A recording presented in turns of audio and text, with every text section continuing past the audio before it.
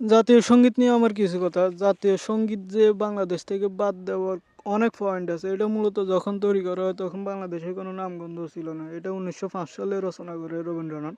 তো তিনি জানতো না যে এটা বাংলাদেশ নামে একটা রাষ্ট্র হবে, তার জন্য তিনি এটা তৈরি করতেছেন, এমনটা না। তো তখন ভারত উপমহাদেশে একটা ঘটনা ঘটে 1905 সালের দিকে।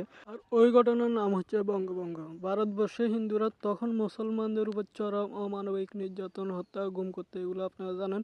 তো এই অত্যাচারে ব্রিটিশরা পর্যন্ত এইসব দেখে অবাক হতো। তারা মুসলমানদের বাঁচাতে 1905 সালের দিকে বঙ্গভঙ্গ চালু করে। ফলে হিন্দুরা মুসলমানদের নির্যাতন করতে না পারে, চিন্তা করেন, নির্যাতন করতে না পারে বঙ্গভঙ্গ বিরোধিতা করে। এবং রবীন্দ্রনাথ বঙ্গভঙ্গের বিরোধিতার জন্য আমাদের জন্য জাতীয় সঙ্গীতটি লেখে।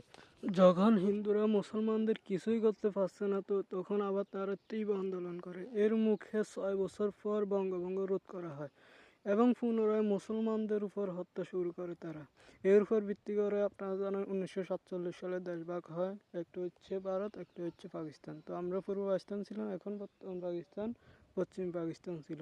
তো যে সঙ্গীত মুসলমানদের অত্যাচারের জন্য রচিত হয়, তা কিভাবে একটি মুসলিম প্রধান দেশের জাতীয় সঙ্গীত হয়, প্রশ্ন রেখে গেল আপনাদের কাছে।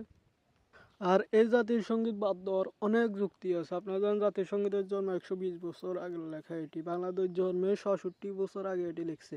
তো এটিতে বাংলাদেশের নামই না, যা আমাদের হীনমন্যতা যোগায়। সঙ্গীতটিতে আমাদের স্বাধীনতা সংগ্রামে কোনো কিছু উল্লেখ নাই।